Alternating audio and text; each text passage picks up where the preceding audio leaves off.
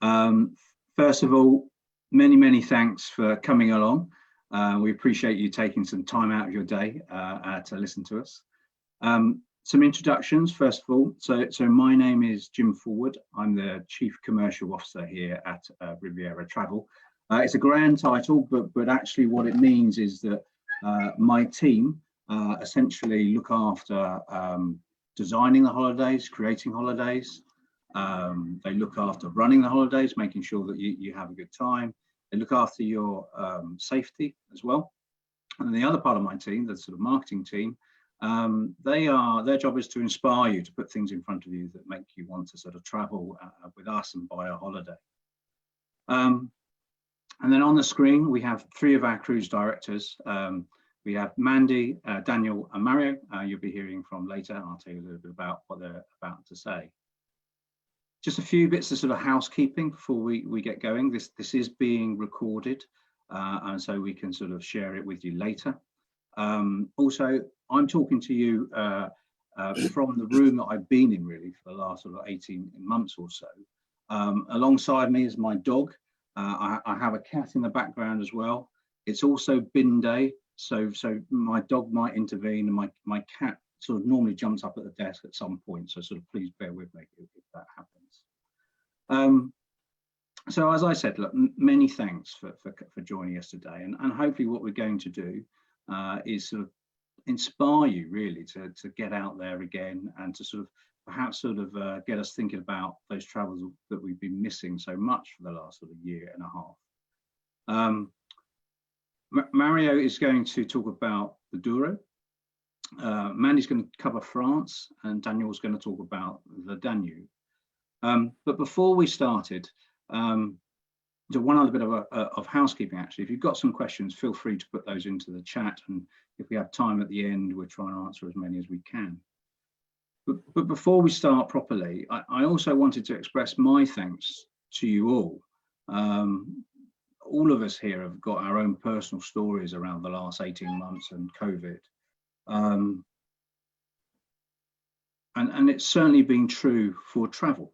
You know, it's been a very difficult sort of 18 months for Riviera, for the whole travel sector. I've been amazed at the resilience of my team. And also, I'm incredibly grateful for your support as guests. It's helped us get through it. And that support has come in many ways, really. So one is sort of transferring your holiday when your holiday couldn't operate. So many thanks for that. Or it's taking refund credit notes, or it's completing our surveys that we've been sending out. And even guests, even those of you that have sort of decided not to travel this year, have sent plenty of very nice notes to the team.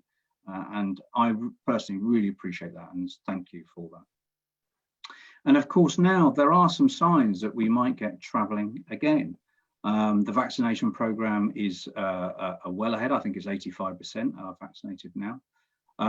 We're waiting very keenly at the moment. This week, we hope to have an update on the traffic light situation. It's very hard to predict, and we've sort of almost stopped doing that. But the news is that more countries will be added to the green list, and we'll see if that's true as we go through it. But we're certainly eager to get back out there and see the world. And we know that there are some of you out there that are incredibly keen to travel. That it's almost, look, nothing will stop me, I'm going to get out there. And equally, there are many guests that we have who have absolutely said, look, we're not traveling this year, maybe next year, but not this year. And a load of people in between, sort of waiting, like we all are really, to see what happens. But I want to sort of reassure you that we've got no intention of taking anybody on a holiday they don't want to go on. We will absolutely make sure that we believe that the country is safe and that we can keep you safe.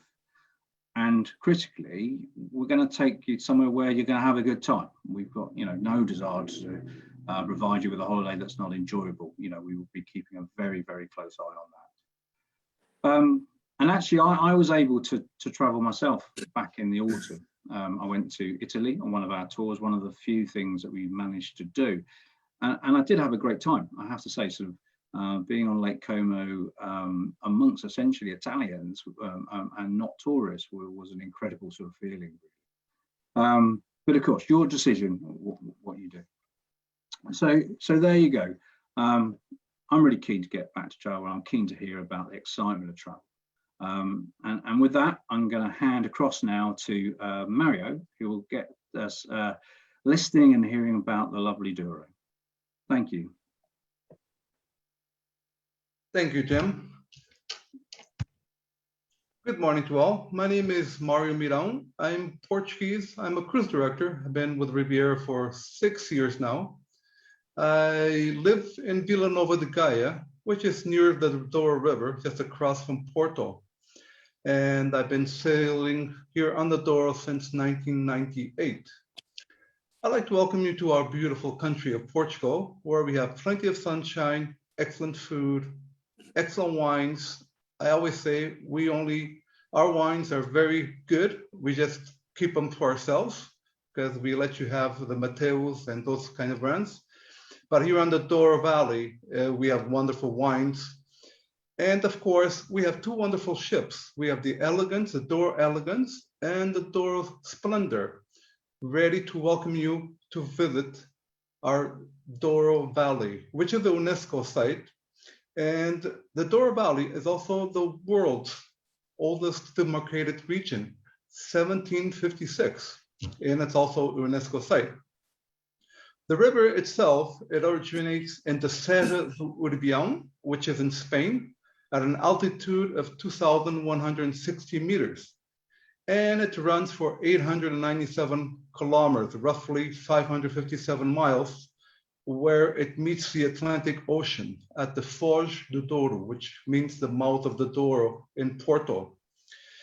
It's only navigable in the Portuguese territory, just for you to have an idea. The Spanish, they only built dams, but the Portuguese, they built dams with locks. So on the Douro, we have 5 locks. You'll be able to go through the highest, actually the 2 deepest locks in Europe. Carrapatello, it's a 35-meter drop or lift. And Valeda, 33 meters. And they're very amazing. The reason for that, because remember, these locks were made in the 60s, 70s. Navigation on the Douro only opened in 1990. So they were made quite smaller. So they're very demanding. And the river itself, it's only navigable during the day. The reason for that, the river has very narrow stretches where only one ship can sail. So sometimes we have to wait for one ship to come down in certain areas. That's why these locks were made small, because at that time, when the government was making them, they had no idea how big the ships would be nowadays. And here on the Doro Valley, you'll be able to see breathtaking views during the entire cruise. So you'll be enjoying all the cruising, because we don't sail at night. So you can have quiet nights, no sailing, and be able to enjoy all the views, the sceneries. Surrounded, the Doro Valley is surrounded by the wine hills, the narrow stretches, the gorges, small villages, and the world's famous wine estates. And we welcome you to the traditions and the beauty of our region. We will be visiting charming quintas, which they're estates. Quintas is in Portuguese. We'll meet the winemakers who operate them.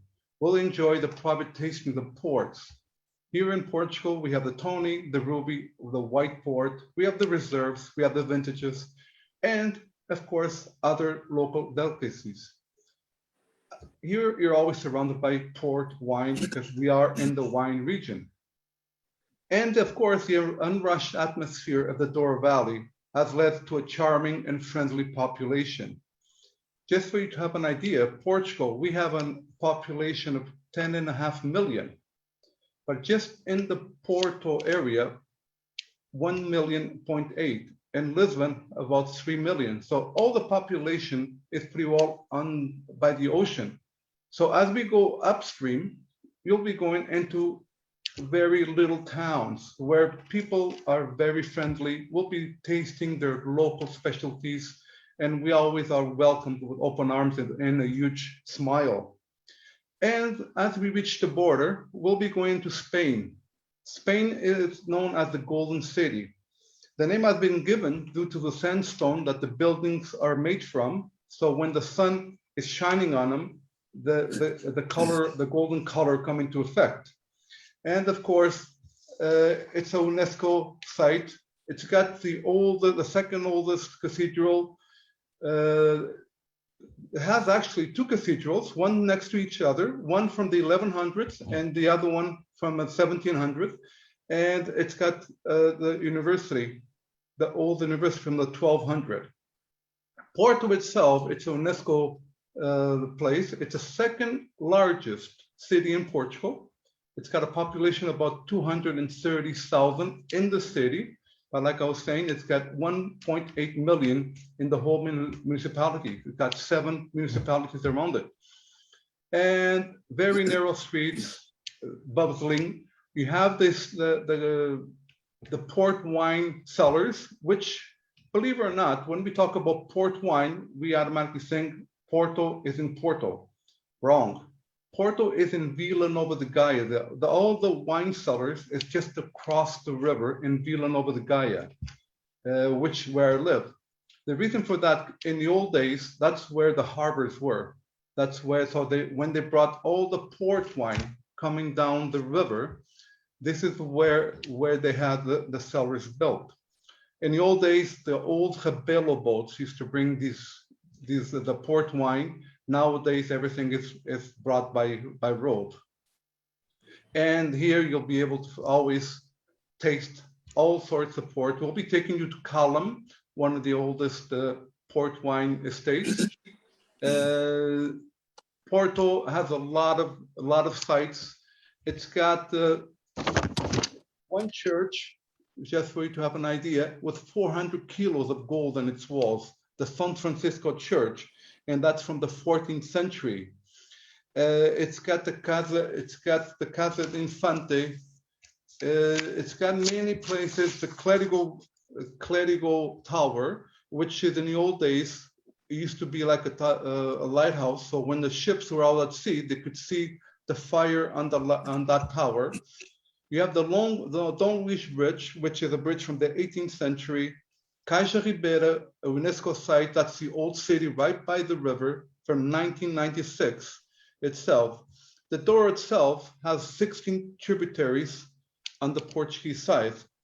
And Portugal itself, it's one of the oldest countries in Europe, for 92,000 square kilometers. So we're a pretty small country, but we are very hospitable. We're always welcoming our tourists. Nowadays in Porto, the city finally has come alive again. After, all of us are looking forward to welcoming you here to Portugal, to showing you our heritages, our food, our wines, and let you enjoy our beautiful weather and of course its people. I always say that when people ask me, what is the highlight of the cruise? And I always say the river itself, the Douro River. I've done all the rivers in Europe, and the Douro River must be, if not the top, one of the top nicest rivers in Europe, because it's very narrow, it's like a snake. It's got so much beauty, and man hasn't played with it so much, because once you leave Porto, you're out in no man's land where it's just terraces, hills, and just pure nature. You're going to see a lot of wildlife along the way. We have the Douro International Park by the border, and it's a wonderful country. So I'm really looking forward, myself and my colleagues here on the Douro. We have 2 wonderful ships, like I said, waiting for you to show you, to wow you with our beautiful country, and hopefully you'll come back and explore more. So from my side, I'm looking forward to seeing you all. And now I'll pass it over to my colleague, Mandy, and she'll tell you all about France. Thank you. Thank you, Mario. Good morning, everybody. My name is Mandy. I have been a cruise director on the French rivers for Riviera since 2014. And it's definitely, although I have been to the beautiful Douro, and I have been on the other rivers in Europe. I have to say my heart lies in France. And I just thought I would give you a little bit of an idea this morning why. Let's talk about, first of all, the Seine. The Seine River, of course, many of you will have travelled to France for a holiday, but there is no better way to see cities and certainly countryside from the river.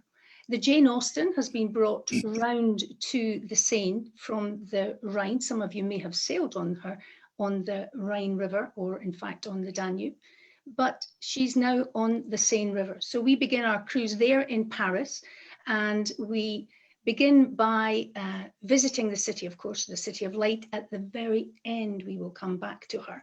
But we have sailed from the centre of Paris within view of the Eiffel Tower, and then we sail down to Les Andelys. Now, the Seine River is a river that wends and winds its way up to La Manche, as they call it in France. We know it better as the English Channel.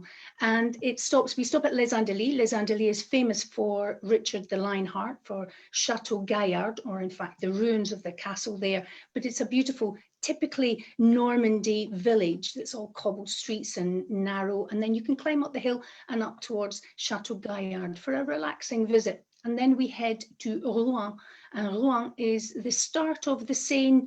Well, it's where the Seine changes, and it's no longer the River Seine, it's actually Seine Maritime. And it's because not long after we leave the city of Rhone, we will start to see very large cargo ships because they can come in as far as Rhone itself. So it's a very different river that we see, and we have a pilot that comes on board the ship to help us navigate our way. But the visit to Rhone would never be complete without looking around and having a walking tour and visiting the spot where the Maid of Orleans died. And so Joan of Arc was killed in Rhone, and her life ended there, but her legacy did not. So you have beautiful wooden fronted village buildings in the whole city of Rhone. So you have plenty of time to explore. From Rhone, we head on up to Caudebec, and Caudebec's as far north as we will sail, but from there we can access wonders. So we head to the Tapestry of Bayeux, and then we will also head on up towards the Normandy beaches. Operation Overlord, as it is known, is where the Normandy beaches happened, and we're going to Gold Beach, which is where Mulberry Harbour was. It was an incredible feat of imagination and engineering during the Second World War. You'll know more about that when you get on board. But we stop there and you can have some time to explore, and you'll learn about the history of Gold Beach and the many beaches and all of the Allied forces. We'll pass by Juno as well, which is where the French Canadians arrived. But it's also, not only did they land there, they brought with them Charles de Gaulle, who returned to France from his exile, and he refused to land with anybody but the French Quebecois.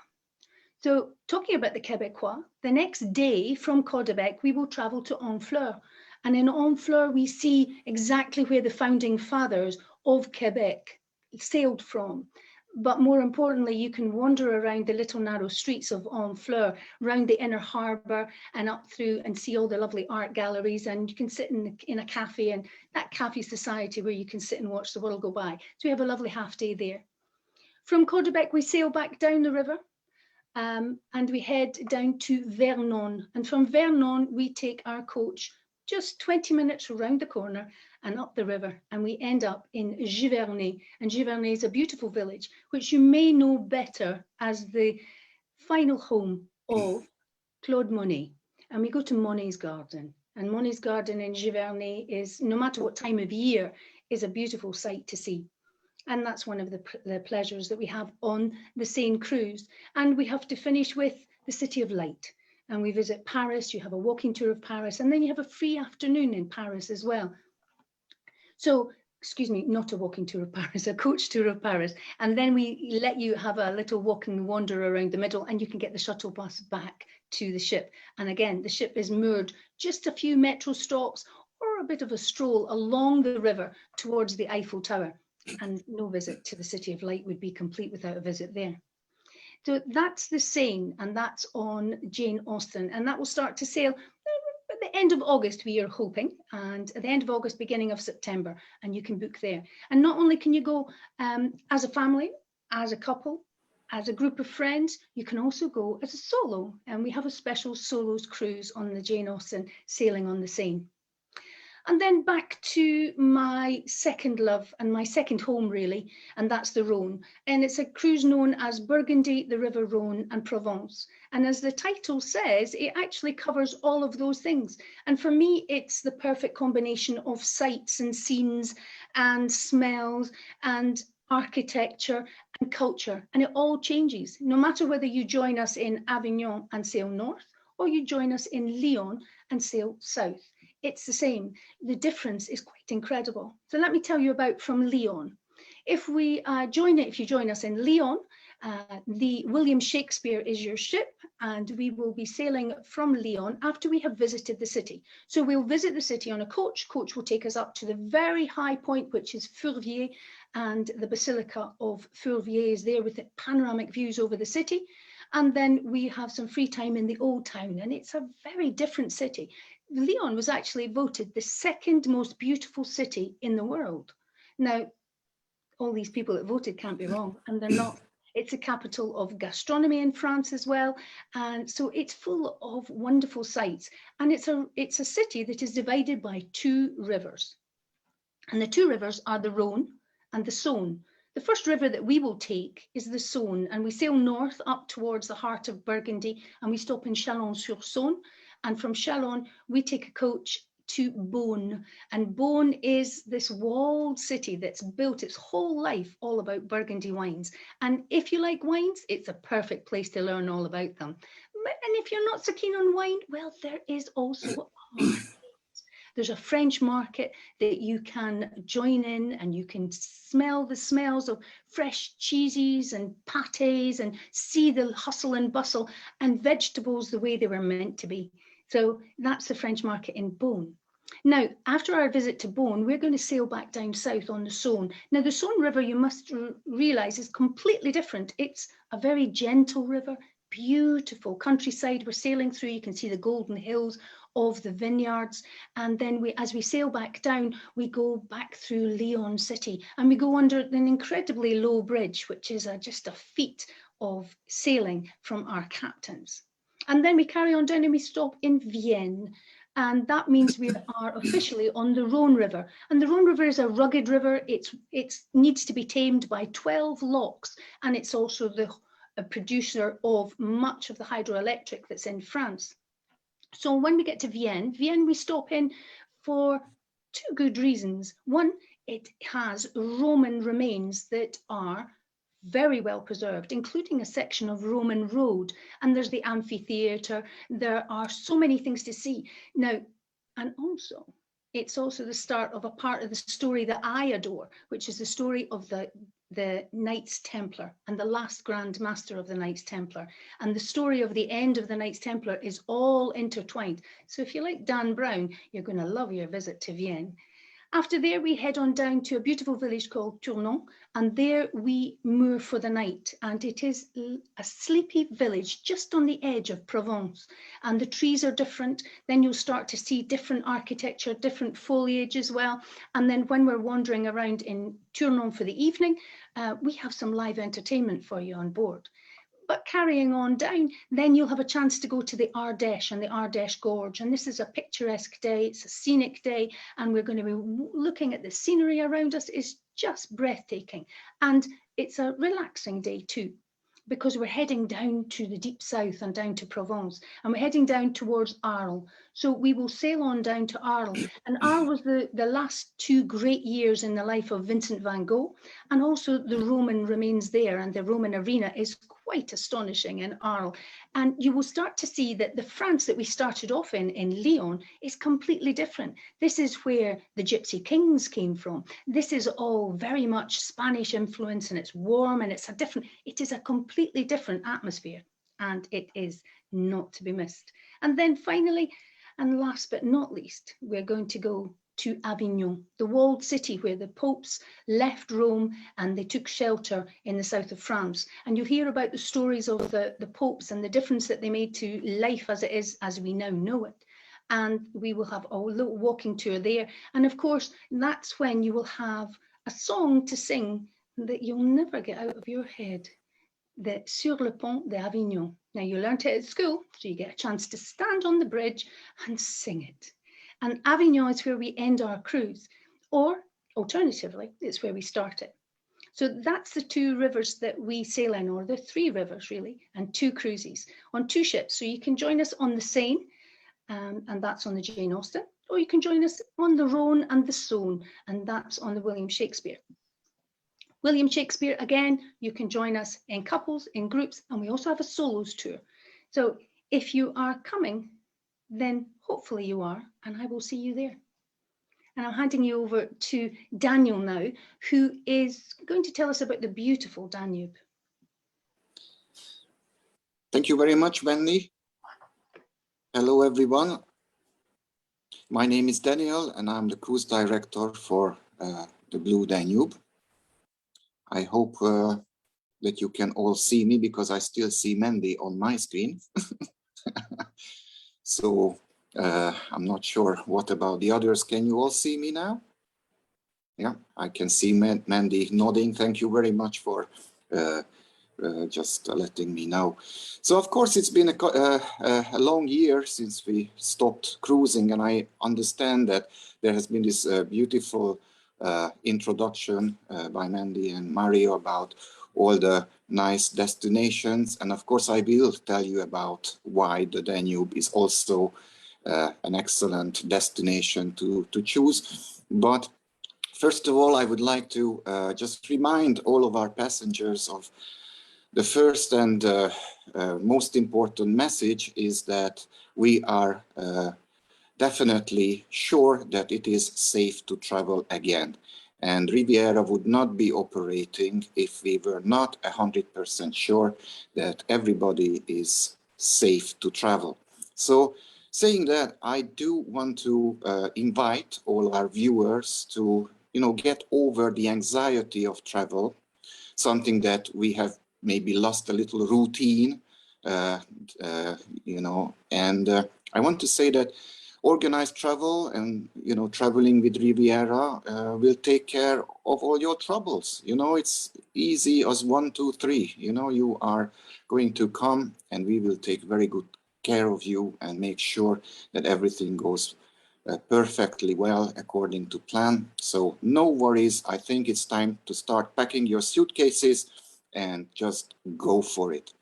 And of course, going on different rivers, I don't want to make it sound like a competition, because the Rhone and the Douro are beautiful rivers, and I do believe that every river has its own charm and attraction, and the Danube is certainly one of the best destinations, and the Blue Danube cruise in particular is one which is full of different attractions, and it's a very good combination of just about everything that you can get. There's nature, there is culture, there are big capital cities, there are small towns and even small villages. So it's a good combination of everything you can get.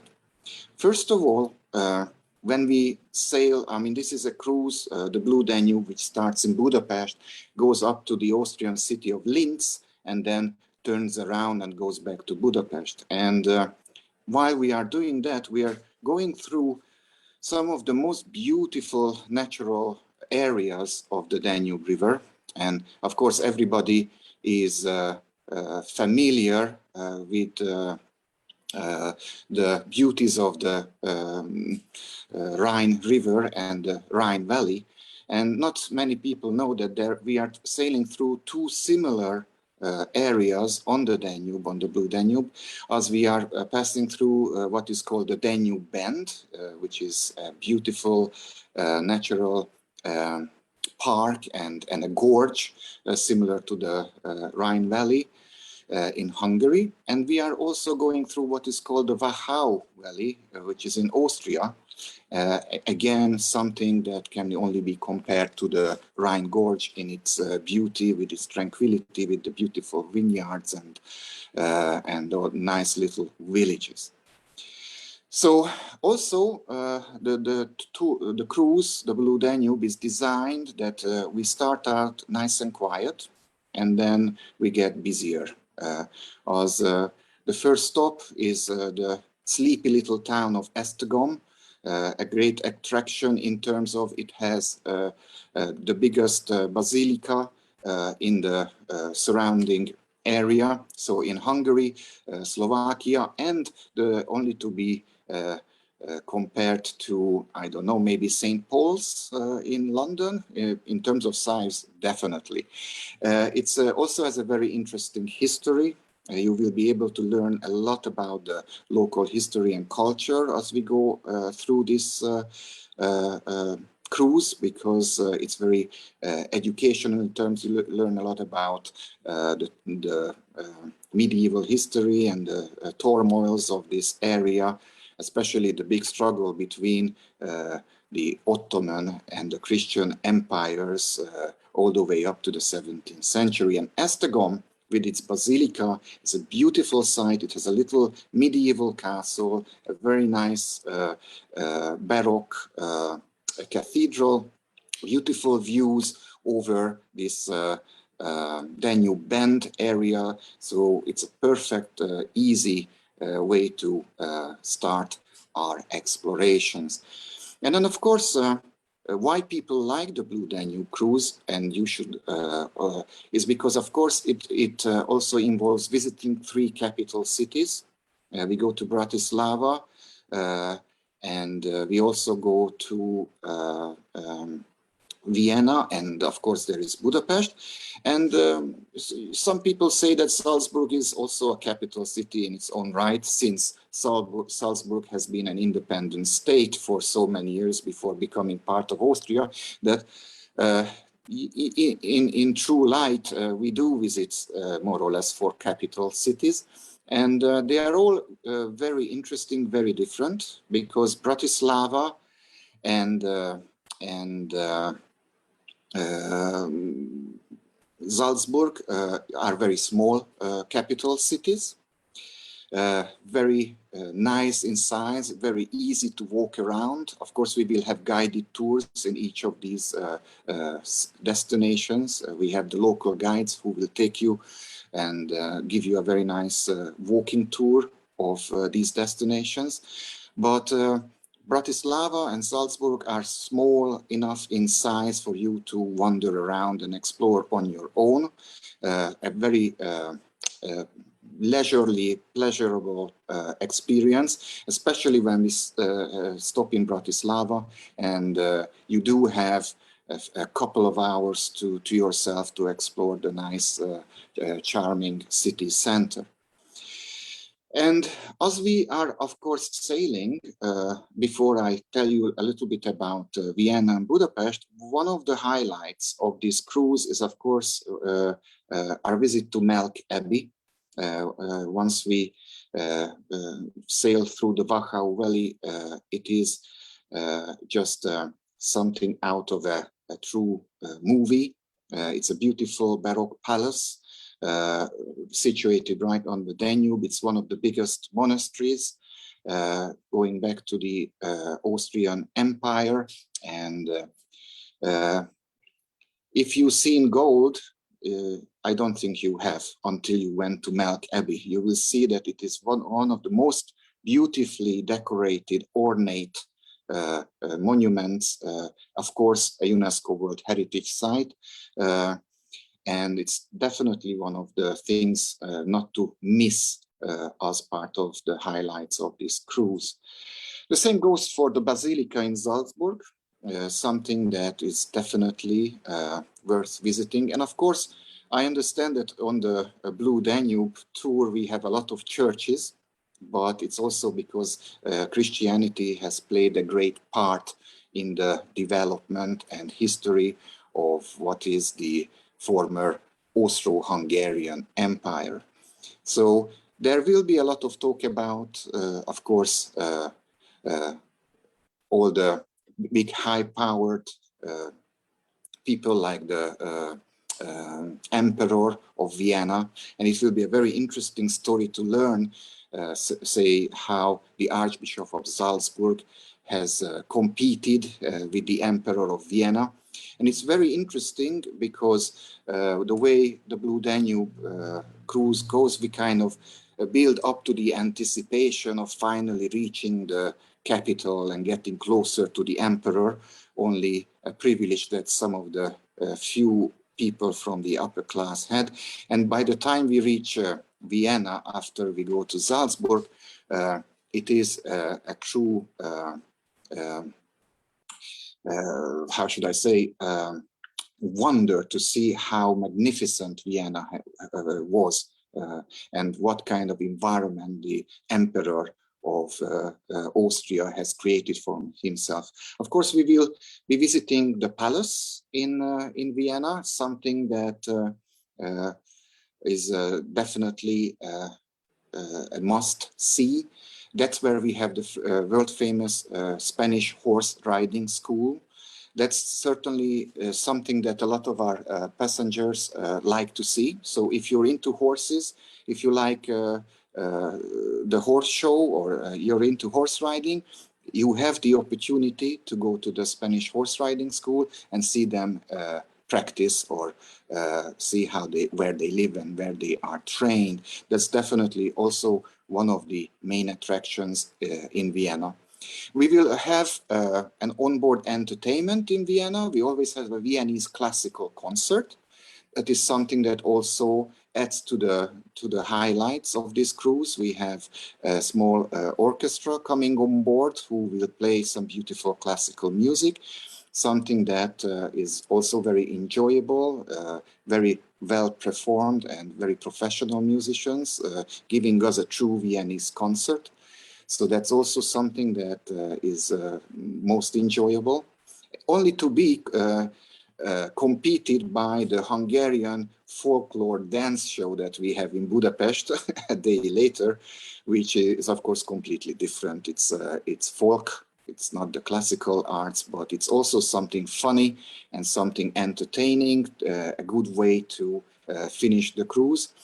And of course, Budapest, you will see, is a big surprise for most of our travelers because it is a very big capital city, and I understand that our visit there is a very good introduction to, if it's your first time in Budapest, you will enjoy it very much because we do cover, we have a bus tour going around in central Budapest, taking you to all the beautiful areas of interest, and then you will realize how many attractions Budapest has. We do go up to the Buda Castle, where you will be able to visit some of the most beautiful sites like the Fisherman's Bastion and Matthias Church, and also have a beautiful view over Budapest.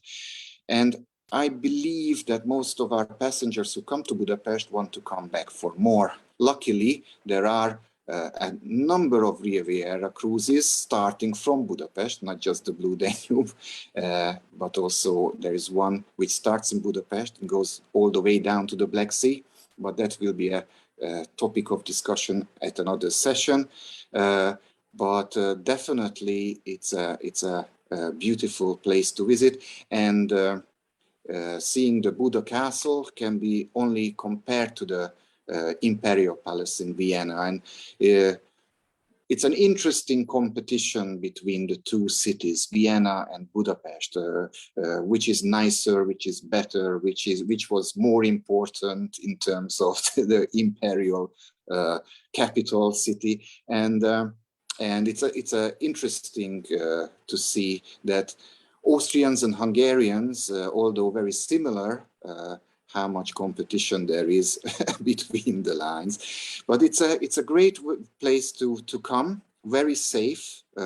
Austria and Hungary is very well prepared, and the cross vaccination is one of the highest all over Europe. So all the Austrians and Hungarians take this very seriously, and there is absolutely no danger coming here.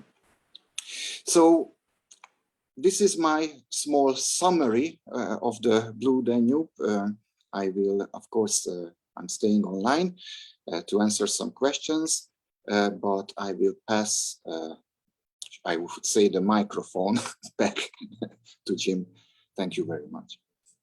Great, thanks Daniel and Mario, Mandy as well, and thanks for listening, everyone. And also we had a few questions coming on the chat. So one from Daphne about asking for slides or videos next time, and we'll certainly look at that. And obviously, Daphne, you can look at the website as well. We've got stuff there for you. And a few sort of questions around sort of face masks and experience as well. Also, we had a few questions in before we started. So we're going to try and answer some of those. Perhaps we won't get to them all, I'm afraid, but let's try. So if I start, I think there's a sort of couple of themes in there around testing and about safety, and there's also a sort of big theme about what's the experience going to be like sort of during these times. So let me just say, on sort of testing and safety, our policy, if that's the right word, is that you have to be double vaccinated to come on one of our holidays. You know, we've made that decision because we think that's the safest way to operate. You may have seen that we are not only offering to help with testing, but also offering to pay for your testing as well. That is a sort of changing feast, I would say, in terms of what is required from whatever country you're going to. But we have a team of people, that's all they do, is they spend time looking at that, understanding what's going on in every country. Broadly, what will happen is that when you talk to our guys, we will sort of put you in touch with the company that we're working with, a company called Travel Visa. And the process will be that a test kit will be sent to you at the right time, the right kit for that particular country. You'll do a test and you'll have that to sort of, you'll show the results of that probably on the NHS app, depending on where you're going when you sort of travel. But the thing to sort of understand is, look, we're going to hold your hand through all of that. It's, you know, it can be sort of, let's say, changing, a little complex, and we will help with all of that. In terms of face masks, in terms of safety, then at the moment we are saying absolutely wear face masks on the ship when you're moving about. It's like hospitality here in the UK at the moment, which is where when you're moving about, sit down and you can take it off. Although even that has changed in the last few days. And that may disappear, but certainly that is our sort of policy at the moment. And then just moving on to that sort of question around experience, what is the experience going to be like? So again, it sort of depends where you're going. We are keeping a very close eye on what is open, the procedures around sort of going to pubs and restaurants and that sort of thing. And I'll say again that we're not going to go anywhere where we think that experience is not going to be good. So at the moment, when I talk to people on the continent, it is as it is in the UK, really. That's sort of broadly what it is. People are still wary, but restrictions are falling away. But there are still some restrictions around, for example, late night drinking in Portugal. So if you enjoy nightclubs, then probably not one for you. So that's that. We can come back to some of those if you like. I'm just going to pick out a few more and sort of share them around, if that's okay. So there's a question around solo travel about whether cabins are available just on solo cruises or also any cruise, and the answer to that is yes. And now's a great time. We have some offers around them, for example, on our yachts as well as our river cruises. But there's also a question that we've received about what's it like to travel as a solo guest. And perhaps, Mandy, would you mind sort of picking that one up and sharing your thoughts on that? Yeah, I have had the pleasure of working on a couple of our solo cruises since they started. And it's actually because it's a solo's cruise. There are actually people who are mostly independent minded, and they're all traveling, but quite often by the time they arrive at the ship, they're already in twos. And I said, oh, ladies, are you traveling together? They said, no, we met on the plane. So it's a nice way to travel with people we all have busy lives, and sometimes our other half or our best friends haven't got the time to travel with us. So I think solos is a really good opportunity to travel with people who they want to see the world a little bit, and it doesn't matter what age you are, and it doesn't matter where you have come from. It's just a chance to make new friends, really, and travel and not be just on your own. I think we've all been. I've traveled on my own quite a lot, and I've often been in a hotel where I'm the only person traveling on my own, and that's always it's quite complex, isn't it? Unless you can just put your head in a book and forget the rest of the world. So this is a perfect opportunity for people who are traveling on their own, but they are going to be traveling in a group of people who are in exactly the same situation, and you get exactly the same care, the same quality of service, great food, and we all go on tour together. And then when we have activities in the evening, of course, then we ask everybody to join in, and then you can join in with your new friends. And I think it's a fantastic thing. And we all know how expensive it can be to travel on your own, because other companies will put on a big supplement and all the rest of it because you're traveling solo. So Riviera have it sorted, and it's an enjoyable experience. Great. Thank you, Mandy. So I'm going to pick out a couple more questions and then we'll finish up. So Daniel, perhaps you'd like to take this one. It's I think there's a few people on the call. This will be the first river cruise they have. And the question really is about how much time do you get on shore?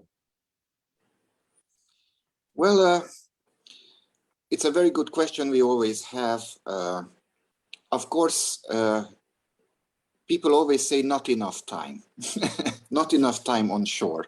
And that's partly true, but you have to understand that this is a cruise. So of course, we do want to spend considerable time sailing. And I think, yes, you do have guided city tours in every single destination. And on average, we spend about 3-4 hours in each city. So that if you want an exact answer, you get about 4 hours in each city to spend. And the rest of the time, we are sailing. And I think once you start sailing, you will not care about spending more time on land, because you will realize how wonderful and brilliant it is just to lie in a sunbed on the top deck with a nice cold beer in your hand and watching the world float by and looking at all the beautiful scenery and all the magical places that you would not see from land, and you get the nature, you get the birds. In fact, most of our passengers never want to get off. They enjoy so much the experience. We have beautiful lounges where you can sit down with a cup of coffee or tea and comfortable armchairs. And maybe grab a book from the library and just sit there and watch the world float by. You will see it's a beautiful experience. Cruising beats everything else, let me tell you that.